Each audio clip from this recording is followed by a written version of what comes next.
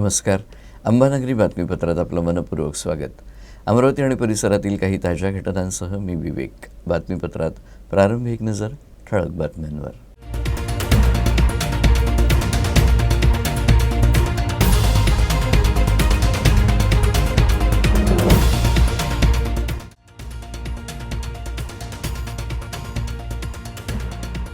नागपूरसह विदर्भात ख्रिसमसचा विशेष उत्साह. ख्रिस्ती बांधवांनी विशेष प्रार्थना करत एकमेकांना दिल्या शुभेच्छा.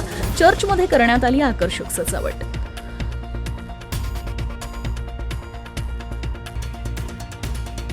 सोमवारी सकाळी आयोजित हाफ मॅरेथॉनला अमरावतीकरांचा प्रतिसाद. माजी पंतप्रधान अटल बिहारी वाजपेयी यांच्या जयंतीनिमित्तानं हाफ मॅरेथॉनचं आयोजन. खासदार अनिल बोंडे, आमदार अडसर, आमदार पोटेंसह अन्य मान्यवर उपस्थित.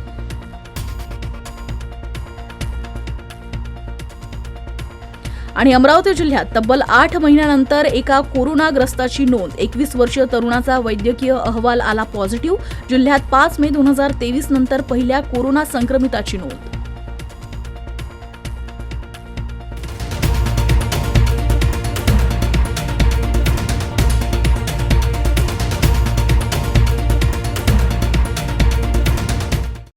आणि आता सविस्तर वृत्त. येशू ख्रिस्ताचा जन्मदिवस म्हणून ख्रिस्ती बांधव ख्रिसमस हा सण साजरा करतात. अमरावती शहरात देखील ख्रिसमस मोठ्या उत्साहात साजरा करण्यात आला. ख्रिस्ती बांधवांनी चर्चमध्ये विशेष प्रार्थना केली आणि एकमेकांना नाताळाच्या निमित्तानं शुभेच्छा दिल्या. या निमित्तानं चर्चमध्ये आकर्षक सजावट देखील करण्यात आली होती. प्रभू येशू ख्रिस्तांचा जन्मदिवस सर्वत्र नाताळ सण म्हणून साजरा केला जातो. डिसेंबर महिना सुरू झाला की सर्वत्र नाताळाच्या कार्यक्रमांना सुरुवात होते. येशू ख्रिस्तांच्या जन्मावर आधारित गाणी, नाटिका कार्यक्रमातून सादर केल्या जातात. नाताळाच्या पूर्वसंध्येला अमरावती शहरात सर्वत्र झगमगाट होता. सर्वात जुन्या आणि इतरही चर्चवर तसेच शहरातील दुकाने, इमारती, मॉल्सवर आकर्षक विद्युत रोषणाई सजावट करण्यात आली आहे. शहरातील ज्ञानमाता हायस्कूल परिसरातील चर्चवर आकर्षित अशी विद्युत रोषणाई करण्यात आली आहे.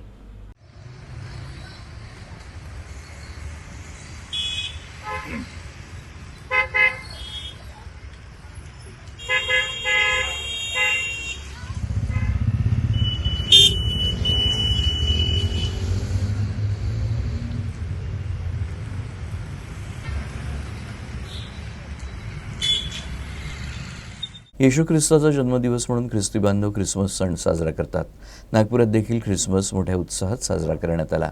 ख्रिस्ती बांधवांनी चर्चमध्ये जाऊन प्रार्थना केली आणि एकमेकांना शुभेच्छा दिल्या. ख्रिसमस नाताळ सण येशू ख्रिस्ताचा जन्मदिवस म्हणून साजरा करण्यात येत असतो. नागपुरात सुद्धा प्रभू येशू ख्रिस्ताचा जन्मदिवस मोठ्या आनंदात साजरा करण्यात आला. नागपुरातील कामठी रोडवरील Saint Francis de Sales cathedral church इथं येशू ख्रिस्ताचा जन्म सोहळा मोठ्या उत्साहात साजरा करण्यात आला. प्रभू येशू ख्रिस्ताची बाळरूपी मूर्ती आर्चबिशप ॲलिस गुन्साल्विस यांनी आणून ठेवल्यानंतर ख्रिस्त बांधवांनी नाताळ सणानिमित्त एकमेकांना शुभेच्छा दिल्या. नाताळ निमित्त नागपुरातील अनेक चर्च आणि परिसरात आकर्षक रोषणाई करण्यात आली आहे.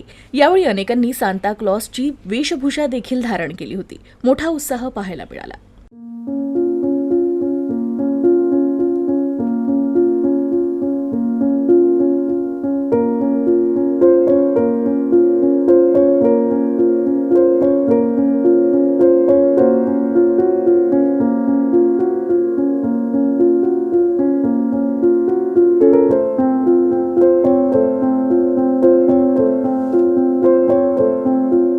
भारताचे माजी पंतप्रधान भारतरत्न दिवंगत अटल बिहारी वाजपेयी यांच्या जयंतीच्या निमित्तानं अमरावती इथं सोमवारी राज्यस्तरीय हाफ मॅरेथॉनचं आयोजन करण्यात आलं होतं. गुरुकुल बहुउद्देशीय शिक्षण संस्था आणि अमरावती जिल्हा ॲथलेटिक्स संघटनेच्या संयुक्त विद्यमानं आयोजित या हाफ मॅरेथॉनला अमरावतीकरांचा चांगला प्रतिसाद मिळाला. सकाळी 5:45 या स्पर्धेला सुरुवात करण्यात आली. यावेळी हजारो स्पर्धक अमरावतीच्या रस्त्यावरून धावत होते. अटल बिहारी वाजपेयी यांच्या जयंतीच्या निमित्तानं राज्यस्तरीय हाफ मॅरेथॉन अटल दौड स्पर्धा आयोजित करण्यात आली. शहरातील नेहरू मैदानावरून या स्पर्धेला सकाळी 5:45 वाजता सुरुवात करण्यात आली. राज्यस्तरीय हाफ मॅरेथॉन अटल स्पर्धेचं उद्घाटन आमदार प्रवीण पोटे, खासदार डॉक्टर अनिल बोंडे, आमदार प्रताप अडसड, किरण पातुरकर, रवी खांडेकर, निवेदिता चौधरी, किरण महल्ले, जयंत डेहनकर, शिवराय कुलकर्णी, डॉक्टर नितीन धांडे, रवी कोल्हे यांच्यासह विविध क्षेत्रातील मान्यवरांच्या हस्ते भगवा झेंडा दाखवत सुरुवात करण्यात आली. ही स्पर्धा 14 वर्ष, 16 वर्ष, 20 वर्ष, 40 वर्ष आणि खुल्या वर्गासाठी घेण्यात आली. राज्यस्तरीय हाफ मॅरेथॉन अटल दौड स्पर्धा यशस्वी करण्यासाठी विविध समितींचं गठन करण्यात आलं होतं.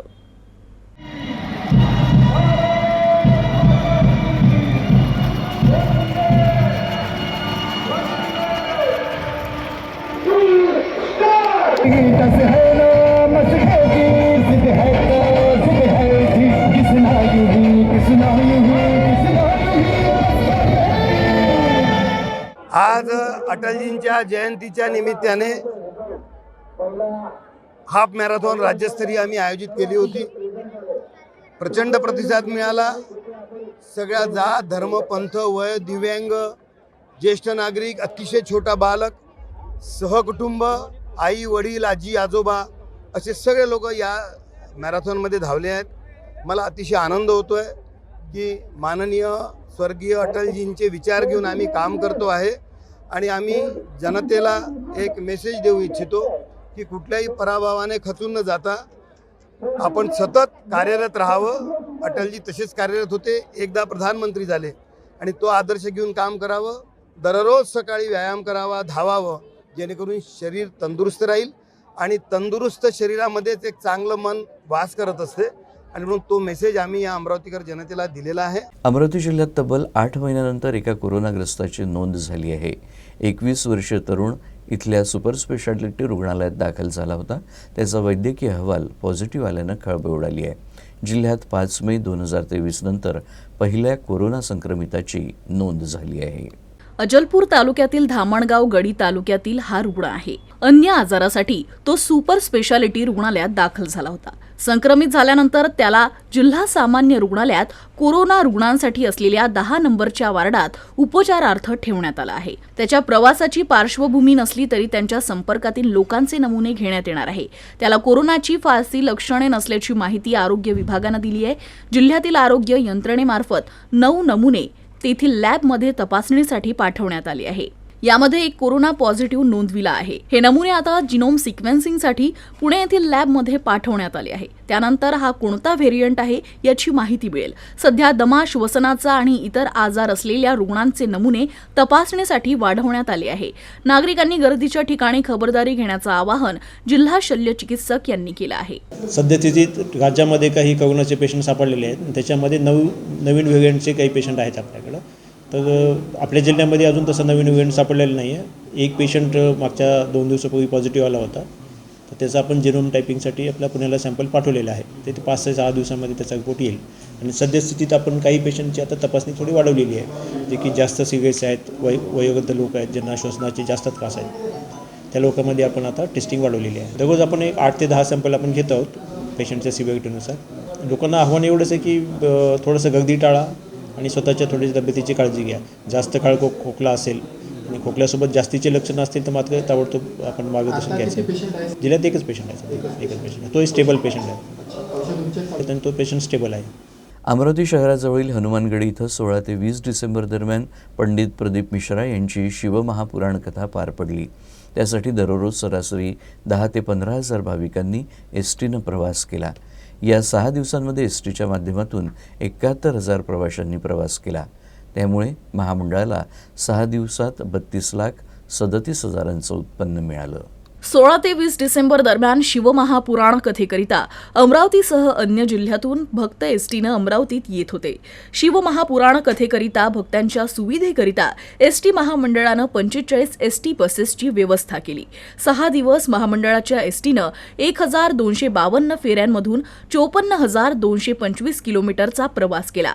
शिवमहापुराण कथेमधून 20 लाख रुपयांचे तर महिला, ज्येष्ठ नागरिक, अमृत आणि सवलत उत्पन्न 12,32,000 असे एकूण 32,37,106 रुपयांचे उत्पन्न महामंडळाला मिळाले आहे. शिवाय महापुराण कथेकरिता बसेसमधून सर्वाधिक 33,155 महिलांनी प्रवास केला. 20 डिसेंबरला कथा समाप्तीनंतर सकाळी 11 वाजतापासून अमरावती मध्यवर्ती बस स्थानकासह राजापेठ बस स्थानकावर भक्तांची गर्दी उसळली होती. विशेष म्हणजे भक्तांची गर्दी आवरण्याकरिता सुरक्षा रक्षक तैनात करण्यात आले होते. यानंतरच्या बातम्या थोड्याच वेळात. Gold silver update. Trimurti gold and silver house, शुद्धता ही परंपरा. गोल्ड एवं सिल्वर के निर्माता एवं विक्रेता 1968 से आपकी सेवा में. हमारा पता सराफा बाजार अमरावती.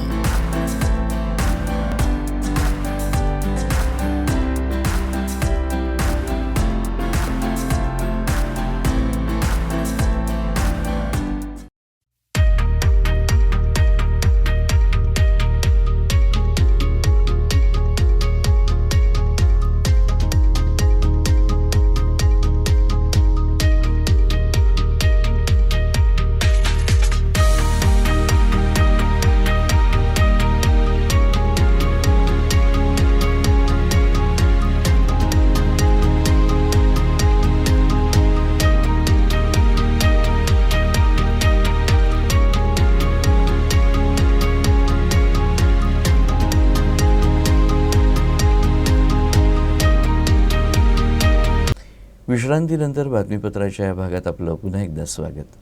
अमरावती शहरातील सेंट फ्रान्सिस झेवियर चर्च इथं नाताळ सण उत्साहात साजरा करण्यात आला. यावेळी प्रभू येशूच्या जन्माची गाणी हे मुख्य आकर्षणाचं केंद्र ठरलं. आज जग सर्वत्र धर्म, जाती आणि पंथांवरून विभाजित झाले आहे. द्वेष, ईर्ष्या आणि कलह वाढत आहे.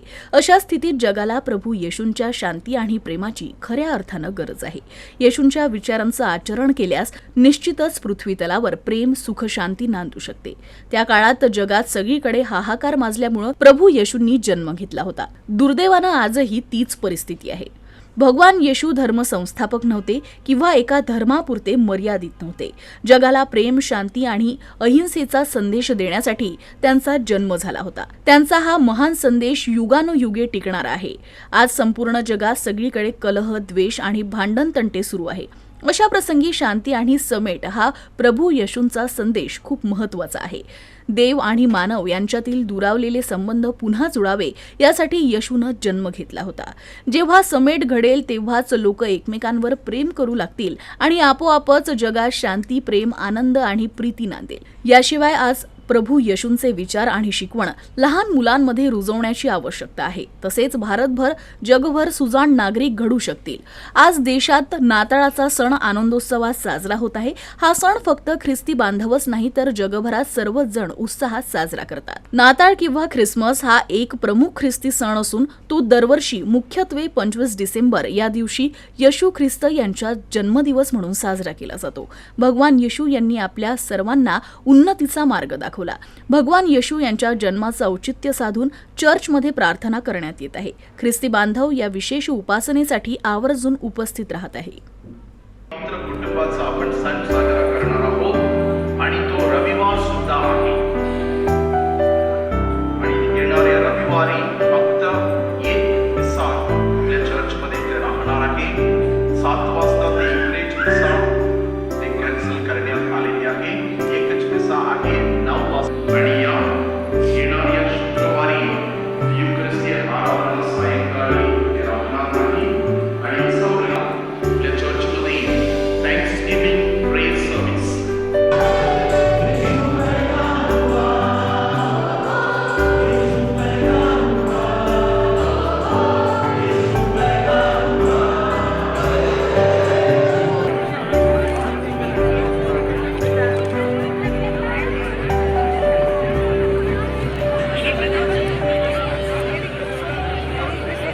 अमरावती जिल्ह्यातील तिवसा तालुक्यातील धामंत्री गावात नागेश्वर महादेव मंदिरात 411 किलोची घंटा ही आकर्षणाचं केंद्र ठरली आहे. अमरावतीत असं एक प्राचीन मंदिर आहे ज्यात 411 किलोची घंटा आहे. 19व्या शतकात दगडातून तिवसा तालुक्यातील धामंत्री या गावात नागेश्वर महादेव संस्थान हे मंदिर आहे. या मंदिराची देखील एक वेगळी आख्यायिका आहे. कौंडण्यपूर येथील माता रुक्मिणी या मंदिरात शिवलिंगाचं दर्शन घ्यायला येत असल्याची आख्यायिका आहे. अत्यंत कोरीव कामातून हे मंदिर साकारण्यात आलंय. या मंदिराचं मुख्य आकर्षण आहे ती म्हणजे या मंदिरात 411 किलोची घंटा. अनेक भाविकांना ही घंटा आकर्षणाचं केंद्रबिंदू ठरते. या मंदिरात वेगवेगळ्या दगडाच्या मूर्ती देखील साकारण्यात आल्या आहे. महाशिवरात्रीला या मंदिर परिसरात मोठी यात्रा देखील भरते.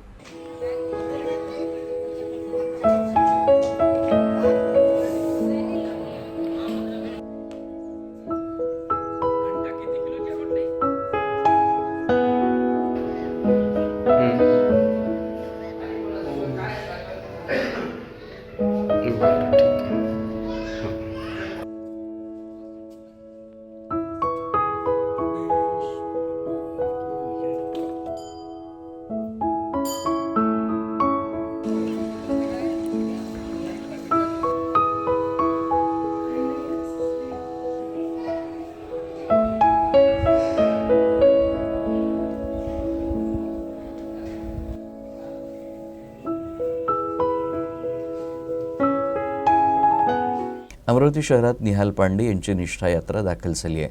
उद्धव ठाकरे आणि आदित्य ठाकरे यांच्या सन्मानार्थ ही निष्ठा यात्रा काढण्यात आली आहे. निहाल पांडे संस्थापक अध्यक्ष युवा परिवर्तन की आवाज संघटना यांची निष्ठा यात्रा अमरावती इथं दाखल झाली आहे. उद्धव ठाकरे आदित्य ठाकरे यांच्या समर्थनार्थ ही यात्रा काढण्यात आली आहे. राजकारणात निष्ठेला अनन्यसाधारण महत्त्व असतं. मात्र अलीकडच्या काळात राजकारणातून निष्ठा हा शब्द गायब होत चालला आहे. शिवसेना पक्षाची निष्ठा सोडून काही लाचार सत्तेसाठी खोक्यांसाठी निघून गेलेत. त्यांनी पक्षाचे नाव चिन्ह चोरले. मात्र त्यांच्यासमोर गद्दारीचा डाग लागला गेला आहे. गद्दारांना महाराष्ट्रातील जनता कधीच माफ करणार नाही असं प्रतिपादन यावेळी करण्यात आलं. आमची निष्ठा यात्रा वर्धा येथून छत्रपती शिवाजी महाराज यांच्या पुतळ्याजवळून सुरू झाली. आज आमची निष्ठा यात्रा जवळपास 140 किलोमीटरचा प्रवास करून अमरावती इथे पोहोचली आहे. या निष्ठा यात्राच्या वतीने आम्ही उद्धव साहेबाच्या प्रती जो जनसामान्य लोकांमध्ये आणि लाखो शिवसैनिकांच्या मनात निष्ठा आहे ते आम्ही व्यक्त करत आहोत. आणि माननीय पक्षप्रमुख उद्धव बाळासाहेब ठाकरे यांनी जो होऊ द्या चर्चा या कार्यक्रमामार्फत सरकारची गोडबंगाल जो योजना आहे त्यांची पोलखोल करण्याचं आवाहन केलं होतं.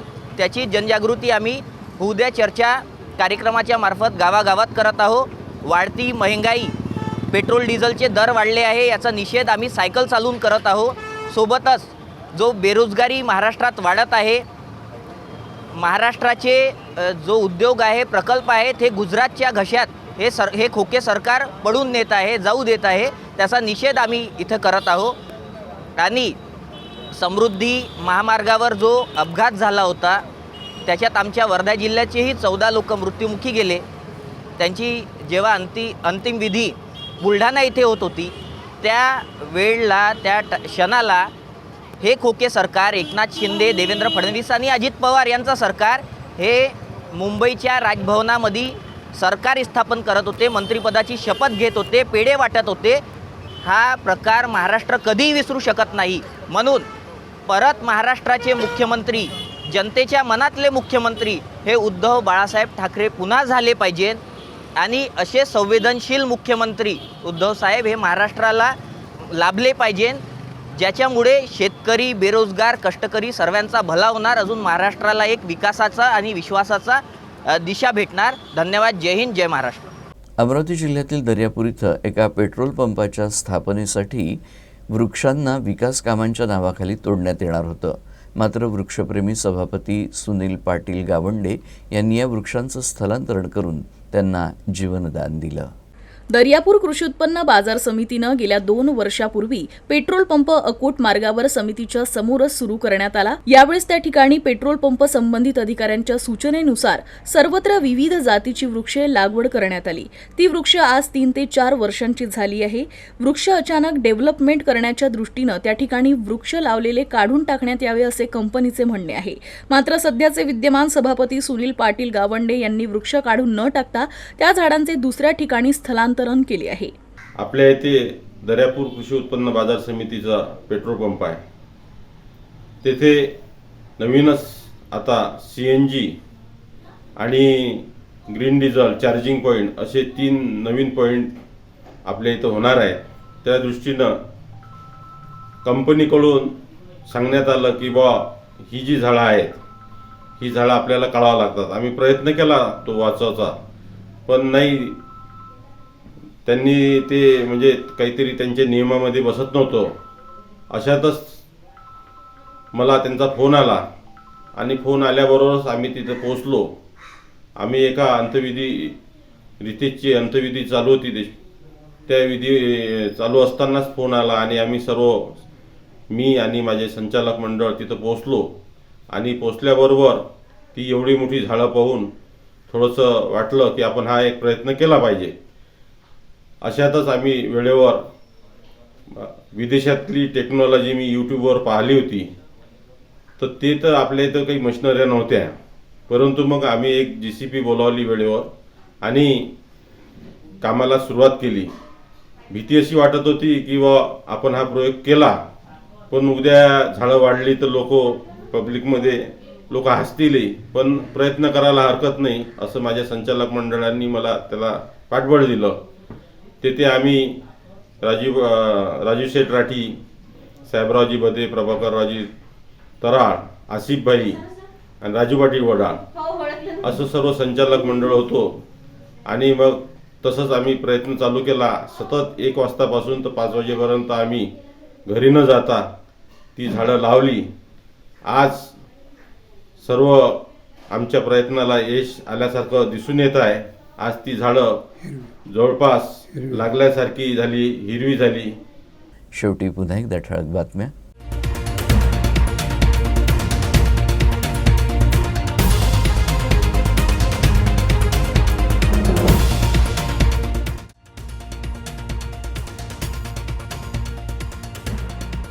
नागपूरसह विदर्भात ख्रिसमसचा विशेष उत्साह. ख्रिस्ती बांधवांनी विशेष प्रार्थना करत एकमेकांना दिल्या शुभेच्छा. चर्चमध्ये करण्यात आली आकर्षक सजावट.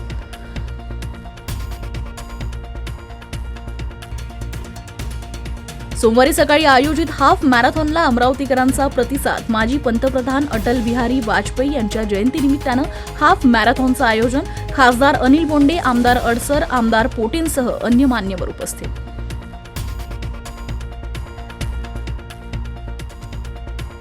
आणि अमरावती जिल्ह्यात तब्बल 8 महिन्यानंतर एका कोरोनाग्रस्ताची नोंद. 21 वर्षीय तरुणाचा वैद्यकीय अहवाल आला पॉझिटिव्ह. जिल्ह्यात 5 मे 2023 नंतर पहिल्या कोरोना संक्रमिताची नोंद.